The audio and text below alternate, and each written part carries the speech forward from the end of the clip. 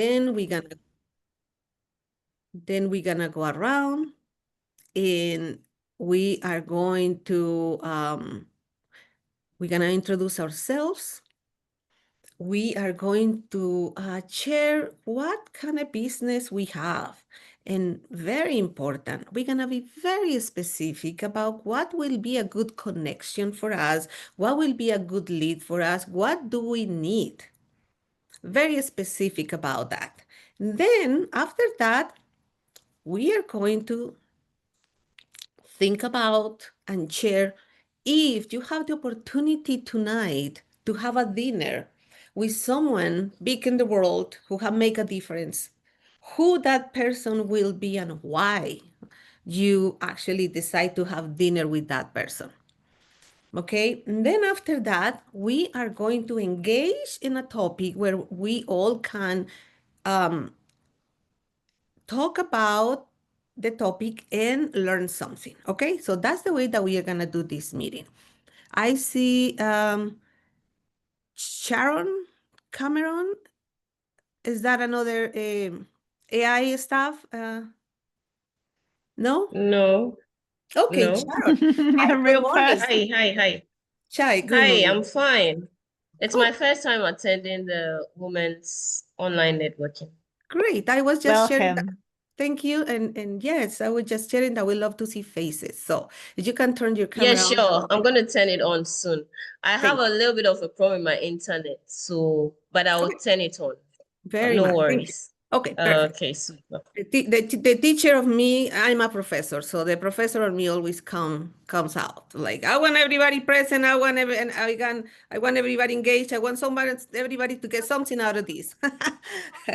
Okay, my name is Maria Pandan. I am actually, oh, also I forget. Please tell us where are you located, so in that way we have a much better idea where we are located. My name is Maria Pandan.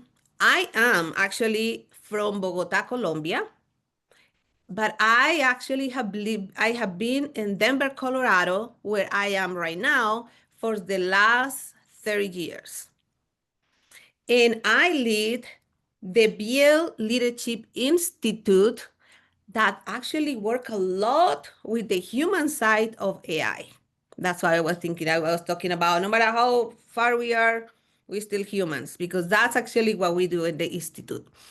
We actually help leaders to work around the AI and preserve the human connections. And we were really close with some tribes from the Amazon to bring leaders to really ground themselves and rescue, especially in this fast pace of AI.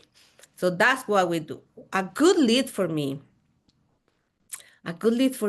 is any leader, anybody who really want to learn more about how to apply ethics in the use of AI and to how to keep actually human connections in their businesses in the implementation of AI. Okay, we do actually a conference once a year, and yeah, it's very successful. And so that's about me.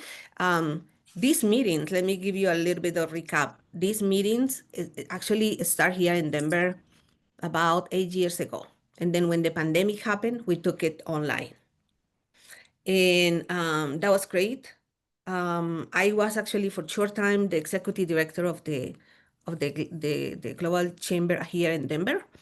And I stepped down because my business was very, very busy and I couldn't keep up the two things. But I keep always supporting the chamber because I don't see it other ways. We are global. We are global, regardless. We need to connect globally, and I'm a big fan of the Global Chamber. So now the question is, if I have to have dinner tonight with someone who perhaps has been making an impact in my life, or somehow I have influenced my work, who will be? I've been thinking about that. I would love to have dinner with Nelson Mandela. I would love to have him in my table because I would like to ask him, he spent so many years in prison. And after that, he became a president. And I think he had a lot of time, of course, to think about and to manage time by himself. A very smart person with a wonderful ideology for peace. So I would love to sit down with him and and talk with him, learn from him how he handled times of stress. How what advices he will give me for a business, for leading. I don't know. I would be very excited to have him in my table and I just listened. So that's about me. So now I'm gonna pass it to Minal. Um, I think you can see from our faces, but I have to say, I love your answer. I don't, I am Minal. I am, actually, I'm very international. So I'm born in Africa. I've grown up in the US, as you can tell from my English accent. I'm Indian, and I have been living for a few decades now in Zurich, Switzerland. So I think between, I think we have like a lot of different time zones here together. Regarding what it is that I do, I help employers retain employees. And the way I do it is not by holding them hostage, in the basement or anything. Basically, I have developed an algorithm that very quickly tells employers who in their team is engaged, who's not, and why. And it comes down actually not to perks. We all know that. I mean, several of you are doing leadership coaching, but to people's actual basic needs. And so we shed a light on what individuals are needing. And if they have a foot out the door, you have clarity on that. The other thing that my very quick algorithm finds out very quickly is who works well together, who works less well together, and where issues are brewing. And recently, as I love to quote myself, I have been saying that, a lot of times people do leadership coaching and they're talking only to the leader. And I think that would be like doing marriage counseling, but only one person is coming to the intervention. And so, of course, the other person is the bad guy because you're never seeing the other person. And what my data does is tells you where the boss and team members who has resonance and who doesn't. And that's kind of a root of a lot of issues that bubble up. So I have been doing this for a decade. I have written a book on the topic, and I could go on, and so I will stop. Who would I like for dinner? Such an intriguing question, but I have actually two strange answers, I think. They're not as good as yours, actually, Maria. So I'm already kicking them out of the table before I bring them on. But one for my business, it would actually be Jim Collins, who we're all familiar with. He's written books like Good to Great and Built to Last. That's the phrase we always use called get the right people on the bus. So even if you don't know the name Jim Collins, it's very pop culture in management worlds. So I actually really love him. So I would love to have dinner with him. But the other person I would love to have dinner with, I just kind of came to my mind, so I'm going to tell it to you, is Donald Trump's wife, Melania, because it's such an intriguing character. I don't ever see her where I don't think she is very well poised, and such an intelligent woman married to, I don't care whatever our political views are. I mean, I live in Switzerland, I'm very neutral, but she seems so well put together. I have a son who's nearly her son's age. I would love to, she's also a entrepreneur and an immigrant and all of these people that she is, living with this person who also has a very big personality. We can agree on the word big. It would be intriguing to know her, I think. That's all I have to say. Thank you guys so much for listening. And I'm sorry to say I actually have another meeting. I really wanted to come. So even though I have another meeting starting at a half hour, but if anybody wants to reconnect, I put or if there's anything I can do for you. So, Minal, thank you for joining us for a little bit. I would love to follow up with you. So please follow up with me so we can talk about the algorithm. Too bad that you live in because that is that you actually mentioned a couple things, and that the focus of this meeting is for us to learn from each other. I hope you can join us for the next meeting. Let me put here. Did you put your, okay, you put already your information here. I will copy it. I hope you can join us in next meeting because it will be very good for us to learn a little bit about the algorithm and how actually that you are doing that for a with workers in really see if people is engaged in the workplace, especially right now that everything is online. So I will follow up with you, but I hope you can join us for the next meeting. We would love to hear a little bit more about that. And thank you for joining us. And then I will go with Sharon. Sharon, are you okay? Go ahead. So introduce yourself and tell us what is your business, what you do, what will be a Uh, good lead for you, and then with who you would like to have dinner with. okay. Thank you so much. I have a lot of problems with my internet because there's a little bit of political unrest in the country where I live. So Mm, I am Sharon Matik. Yes, I currently live in Cameroon, but I'm originally Ghanaian, from Sub-Saharan Africa. Um, my business, so I am a consultant. I am in a consulting career. I actually help businesses who are interested in African markets to establish relationships, enter the markets, get clients, distributors, anything around market research, trade development, due diligence. Then that is what I do. My business is called Afrique Monitor. We work in 30 plus African markets, where we have freelance analysts in all these markets. Our headquarters is in Cameroon. We are also incorporated in Ghana, which is my home country. So that's a little bit about my professional work. I'm also the deputy director for Global Chamber Accra chapter. okay. Who would I like to meet? That's a very intriguing question, though. I think the first person that comes to mind, it's a very difficult question to answer because there's so many people. But recently, I have been reading a book by an African businessman called Temi Otedola. So Temi Otedola is somebody I think in my current scheme of things I would like to meet because he is somebody who has done well in a very hostile business environment, Nigeria. And in the book, I also found out he had kind of used some of the bad things happening in the country as a stepping stone to create solutions.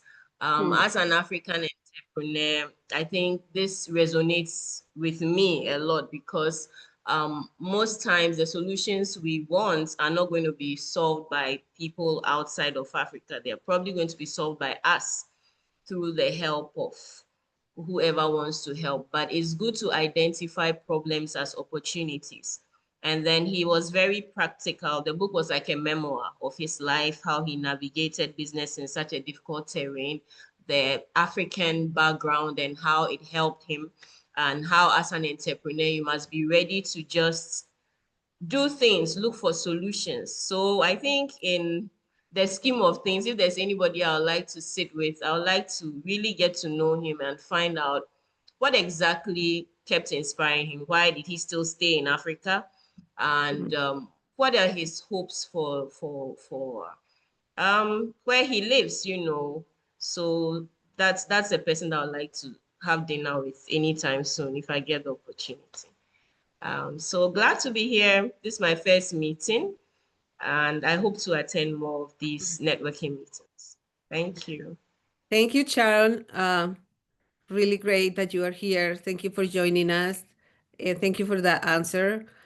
It is amazing that when we have a question like this one, that is an open question, we learn so much about who we are.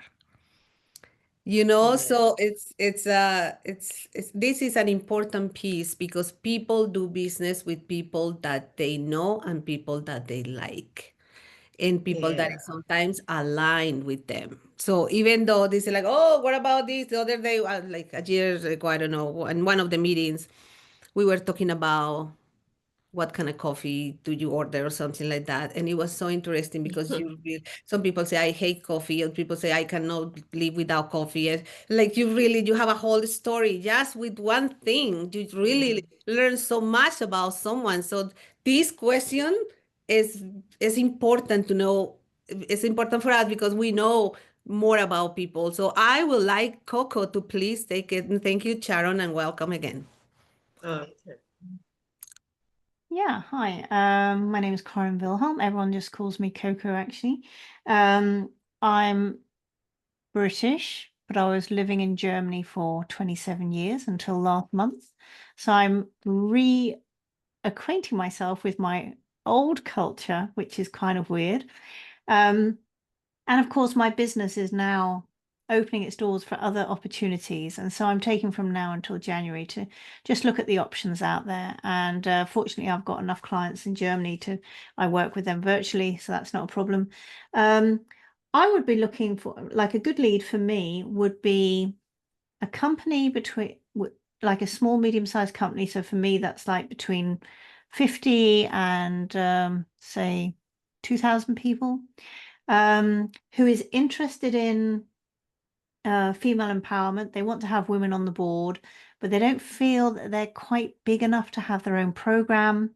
Maybe they have a lot of white men who aren't very happy with the status of women as it is anyway, and they want to keep it under the radar. That's perfectly okay.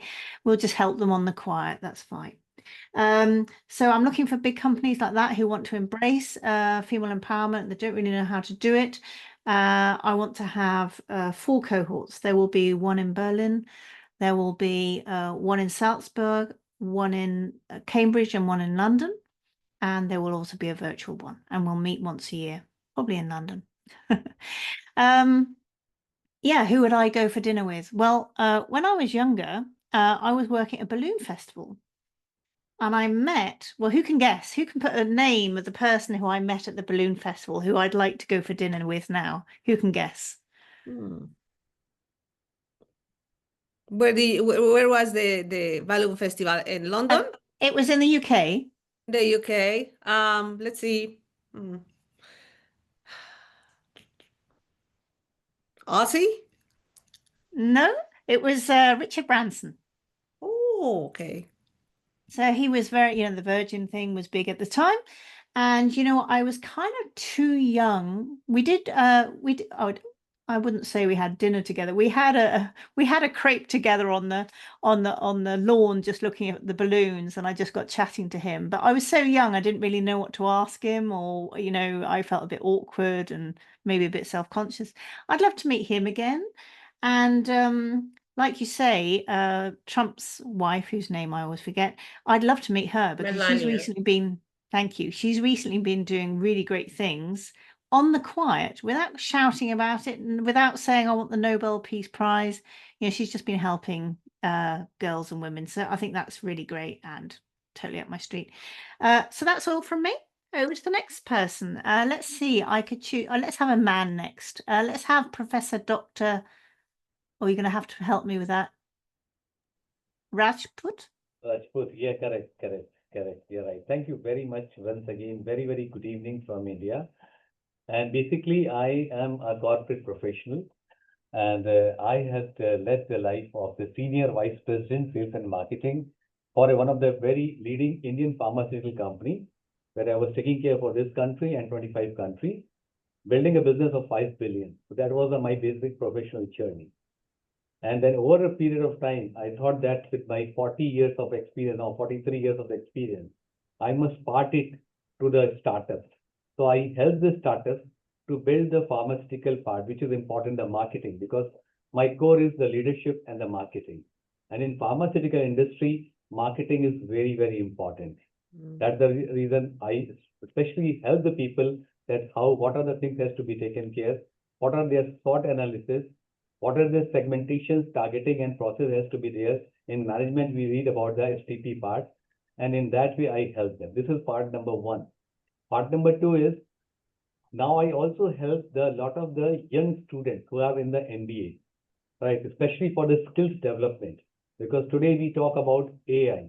We also talk about EI, because today in the coming time, AI and EI is going to be making a difference. So AI is going to rule what Maria you said about it, and EI is going to help to rule the things in the right way, which is important. And that is the reason the skills are very important for the young minds, because sometimes due to this AI journey, sometimes it is getting missed. This is point number two. Till today, maybe from last 3 years, I have given my talk to 72,000 students and 500 leadership programs and more than 100 podcasts. I start writing. I love writing, and I have written 3 books. I like to highlight it here. The first book is The Leaders with Ladders. You can see this. This is an Amazon bestseller in India, because there I showed what is leadership, what are the skills are required, what are the talent which doesn't require any effort, like coming on time, speaking truth, integrity. All these things doesn't require the talent. Then the second book which I wrote, it is The Ladders for the Transformational Leadership. Why I wrote this book? Because gone are the eras of pre-COVID. Today, after post-COVID, and since the AI has come, we have to adopt the things, we have to transform ourselves, to perform, to reform ourselves, which is very important. So this was the second book which I wrote. This is also Amazon bestseller in India. Then this year, I wrote the third book, Attitude Matters, because whatever it is, it's our attitude which helps us to build further. And that's what I have learned this thing, that if you aware, but if your attitude is there, you are ready to grasp the thing, you are ready to build the thing. Believe you me, because I started my journey with simply a graduate, but over a period of time, I did my PhD. I did my international courses, 32 courses and all. So learning was a part and parcel of the thing. After inspiring my journey and taking care, somebody has written my biography, Attitude Wins, in 2022. This biography is how a person from a common person with the right attitude can lead to the business of 5 billion for the company. So that's why I thought, let me add this thing, because again, I remember one book, Die Hard by Mr. Ford. He said, where is the maximum knowledge? Somebody said about the institution, somebody said here, but he said the maximum knowledge is the graveyard, because the people who are the knowledgeable, they are not given the same knowledge to other person. And that has hinted in my mind that what I have learned in my this 40 years of the experience, I must part to the other people, especially to the new generation, because they want that and somehow they are missing this. So this is the thing which I there. When you talk about to whom I like to have a dinner, so I'm very clear, I like to have a dinner with one of the great personality which we all respect, which she says, turn your wounds into wisdom. Yes, and she is none other Oprah Winfrey. Oprah Winfrey, right? The key strength in her exceptional communication, emotional intelligence, she combines the beautiful visionary leadership of resilience, transforming challenges into the opportunities. And she has shown that from which level she came and what she was able to do it. Her authenticity, compassion, and the business acumen make her a real global icon.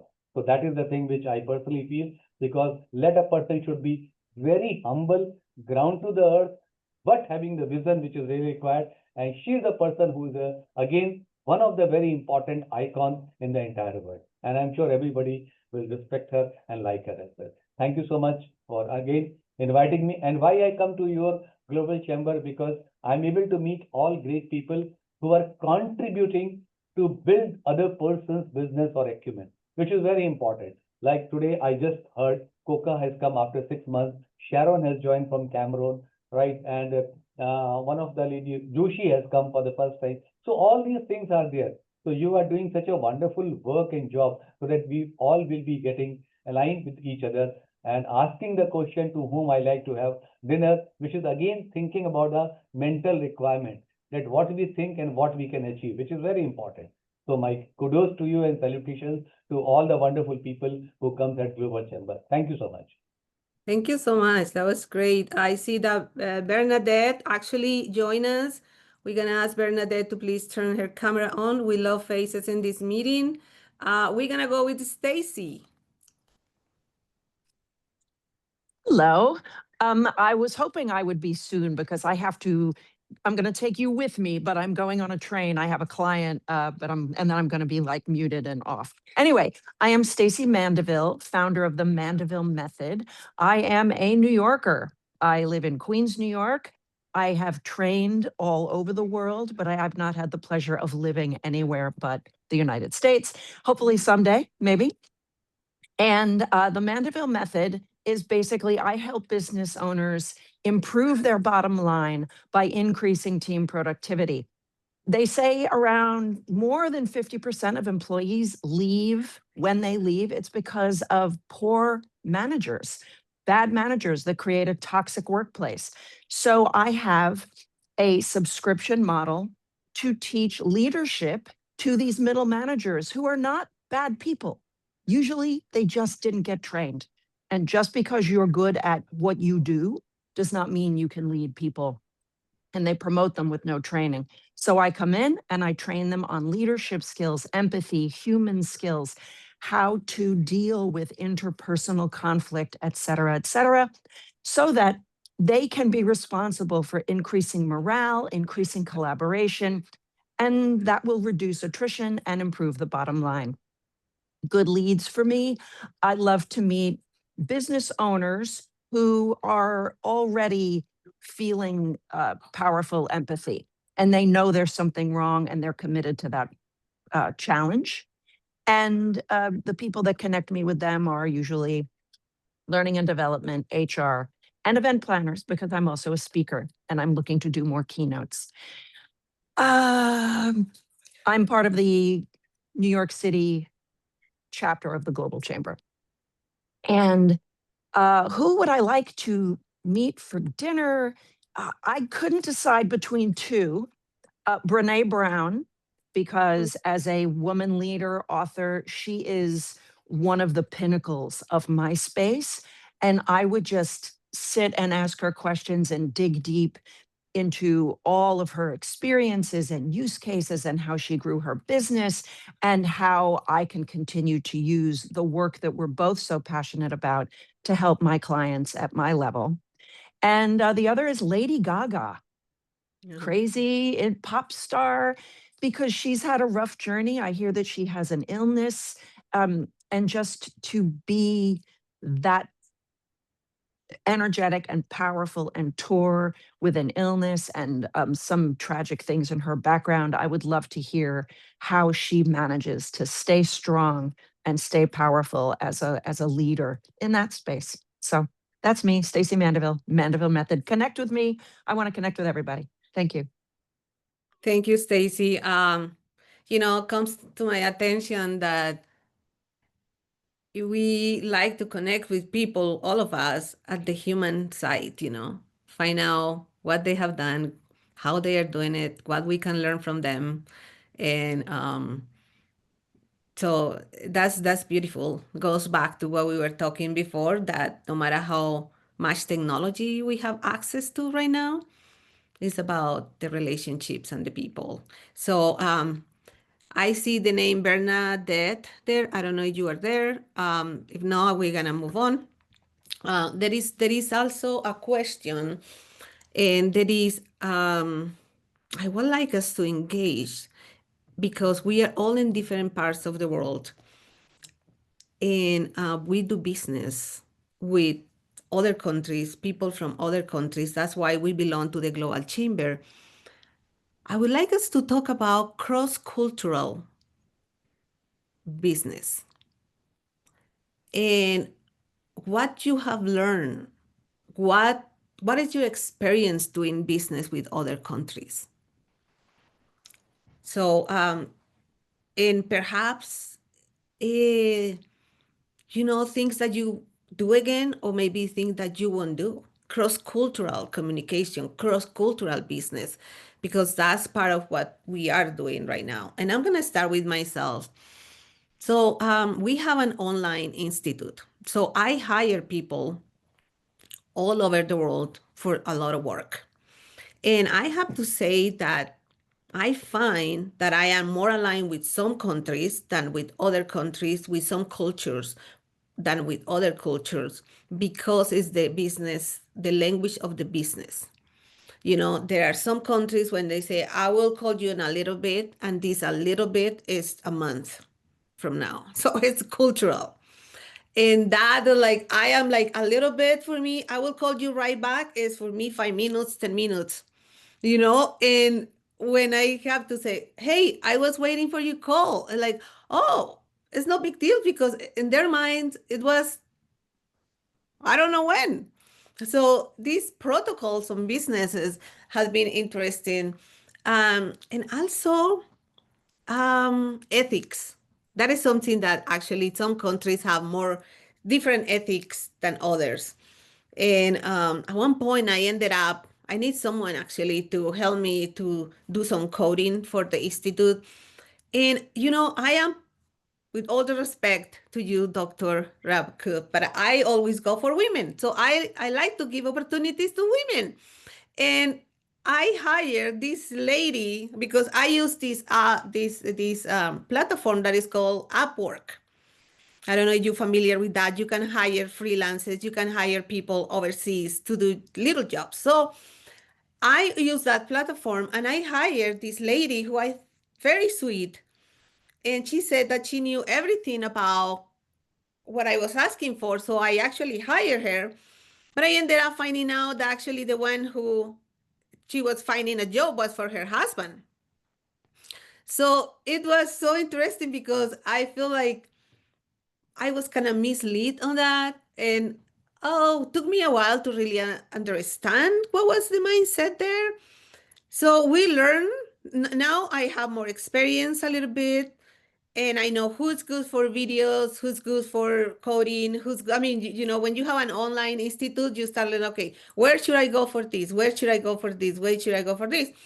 And the same thing with businesses, there is people like literally say, I will follow up with you, but you don't know when the follow up is. There's other people that's really good for following up and respecting time. So that's my experience. I would like you to share with me what has been your experience doing businesses or hiring people overseas. I found also in the positive way that it's amazing. When I travel, I contact people from the Global Chamber, and I gotta tell you, it's a huge difference when you do the one-on-one. It's such a, I mean, you make these connections, you support each other. So if you travel, I strongly recommend you to say, okay, who is from the Global Chamber in this city? And connect with people, have a coffee, and you not only have a friend, but you have someone who's gonna truly have, you will be working with. So who else wanna share experiences that you guys have with networking, with your business? Well, I can give you a few insights to the German market if you like. So I lived in Germany for 27 years. My dad's German, so you'd think that it was no surprise, but of course he's just one guy. So the Germans are very organized, right? So if you are vague, if you are late, and if you don't deliver on time, you're not going to be in business long with the Germans. They have very low tolerance for error there. If something isn't designed in accordance with their specifications, they'll send it back and you have to do it again. They're not going to say, oh, well, I'll just do it better next time. So this all sounds very negative, but actually the nice thing is you always know where you stand with Germans. They will tell you, they won't tell you they're not very good at praising you as such, but you always know, it's very organized, structured, and so on. You know where you are. And if they're not happy with you, they won't wait until the end of the project and not hire you, which is probably what they do in England. but they will tell you when it happens, right? So you have a better chance to recover and improve and so on. What else can I say about the German culture? Also, this is all about direct and indirect cultures. I mean, anyone who's done a bit of homework on that will know all about that. But actually, I work with the Austrians. Now, you'd think that the Austrians are very similar to the Germans, and they are even more organized, and the Swiss are even more organized than the Austrians, in my experience. I'm one person, you know. But I found it with the Austrians, they were a bit more easygoing, you know, not quite so. Can I say it up themselves here? Well, I've said it now. So they're not quite so up themselves, and yeah, I just find working with the German speaking people, it definitely helps if you can speak German, not because they don't speak English, but it will just make it a smoother, faster, more effective experience all around. So if you're thinking of doing work with the German speaking countries, Switzerland, Austria, Germany, then I would recommend getting somebody on board who speaks German for you, who's in your patch. That's a big advice, actually. That's really good because sometimes people say, well, if they speak English, I'm good. Yeah, but because they speak English doesn't mean they're comfortable. And to get people to like you and buy from you, making them comfortable makes a big deal. Okay. So, or even though they're not all that keen on small talk, you know, they don't really do that very much. But it's hard work, right? If you're speaking a foreign language, I mean, not for me, I speak German fluently now, but when I was learning the language, you know, every sentence, you know, you're thinking about the right word and the right word order and this and that. It's exhausting, right? So, yeah, it's definitely worth doing that. Well, actually, and it's a word just came to me while you were talking, is cultural relevance. You know, people want to do business with you, people and say, okay, do you know my culture? You know, I mean, it's more, plus also when you do business, it's better to speak in your language. So it's like, yeah, very good tip. Yeah, And you know, not just the national language, but also the language of engineering, the language of manufacturing, you know, like speak in their language so that you pick them up. Yeah. And the right level of formality and you know, kind of fitting in with the speed of their speech and so on. Not that I can speak as fast as the Indians, that's not happening, but you know, you know what I mean? Like trying to mirror them a little bit without, you know, obviously being too, you know, kind of freaky about it. But that's definitely a good move. Observation was my number one go-to skill when I was living in Finland, but I can tell you about Finland another time.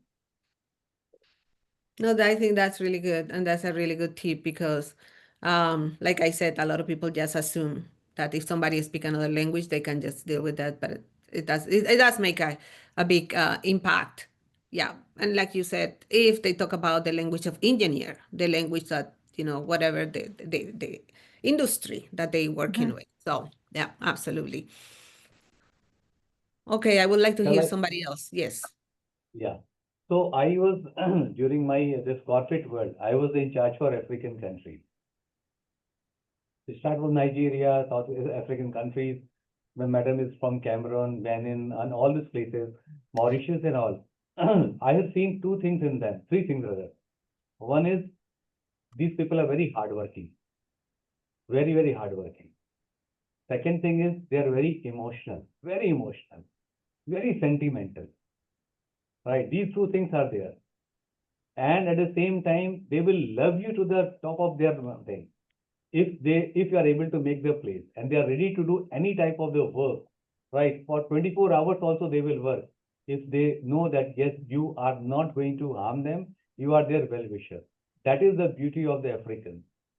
Third important thing I like to say, if suppose they don't like you, they don't, or they hate you, they will not say anything to you, but they will not finish the work.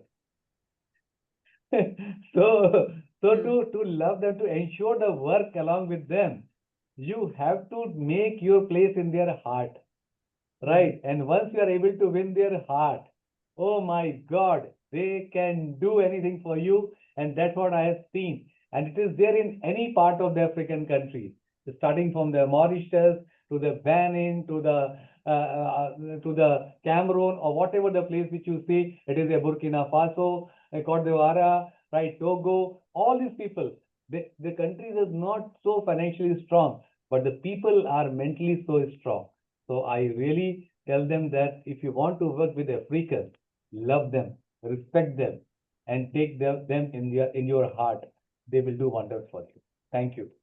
That's really good. I mean, see, cultural relevance, it's just learning how they think, how people think is um yep, yep. And you know what is so interesting is a lot of the way that we do business and the way that we act in life is based on our belief systems that has so much history behind it. So um that is a good point. Anybody else want to share? I would like to Um, hear.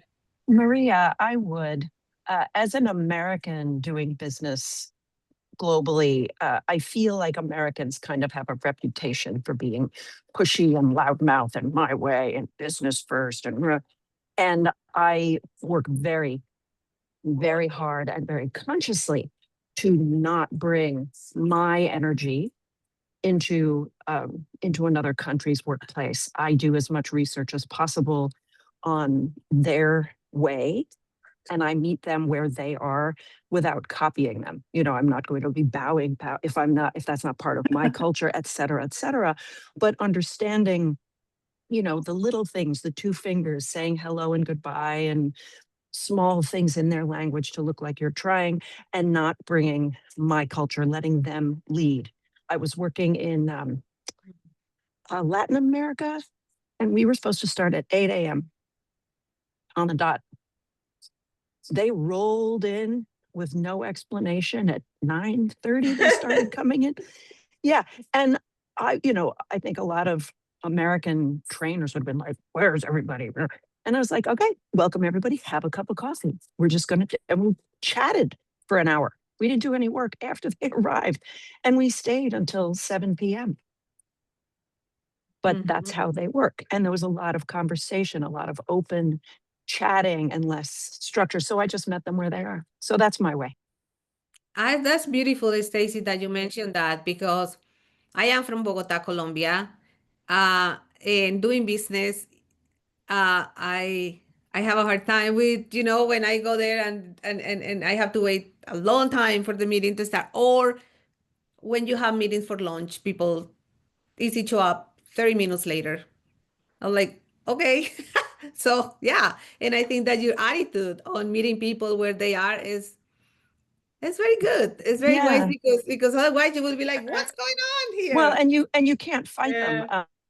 I train a lot in France, and there's something about the culture. They're very proud, and you cannot teach them. You cannot tell them what to do. And I don't. I say, here's a group of options. You know better than I ever Choose could what you what want. works, what doesn't. Exactly. Choose what you want. And they always do my way, because my way, I'm here to teach them, but you can never say this is the way. So yeah, so that's it. Thank Yeah. you. I think these are very insightful conversations because there is a concept called cultural intelligence where you need to be able to have your own self-awareness based on where you are coming from and your perception of how things should be versus the perception or the culture of the other person. So like Dr.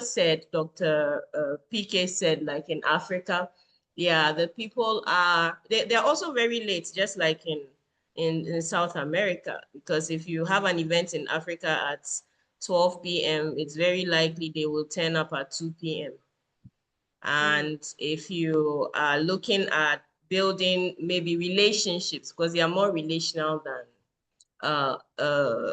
logical, okay? So if you're very relational, you might have, that's what I tell my clients, you might have better prospects with your employees, and just check on them. Just ask them, how is their wife, how is their husband. You might be a bit more a loved boss than if you were just looking at KPIs. Okay, and then also as an African, if I also look at know where I am coming from, and then look at, especially since I do a lot of international business, compared to other cultures. So another thing I noticed personally was that for many people in Western countries, they are very big on communication. So if an email is sent, you have to try and respond within a day, an hour, yeah. So that I think that somehow it has also helped me to grow my business, because I kind of understand that that's not the regular African style. The regular African style, you can send an email and they are going to take years to get back to you, you know. And then also when working with Asians like Japanese, one of the things I also realized was that they are also not too open. Okay, Japanese will not easily be too direct with you. You know, so I had to learn that I didn't have to take that so personal, you know. Then in working with Americans, I also found Americans also quite blunt, because in Africa, our culture is a bit docile. Okay, and like Doctor was saying, we would we would say it's okay when we are not really happy, because we probably don't want to offend you.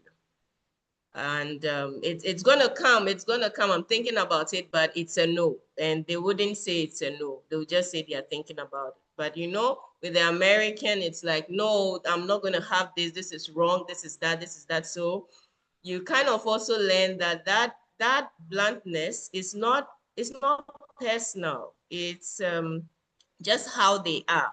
And I think when you have that cultural intelligence, especially in relating to people you have to partner with, you have to work with, you end up more appreciative of other people, and you end up actually being able to be more productive with whichever culture you are working with per time. So I think cultural intelligence is a very important topic, especially in these times where global business is key for doing anything. So yeah.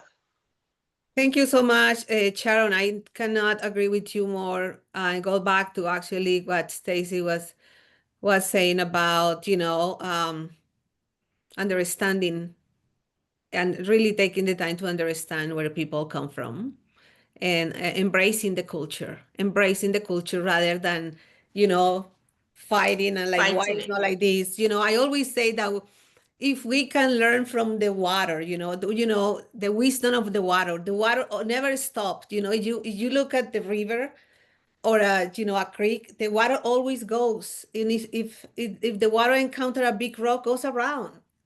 That's the wisdom, and that we should have that in business. That's it. That's cultural relevance. That's embracing everybody culture wherever we go.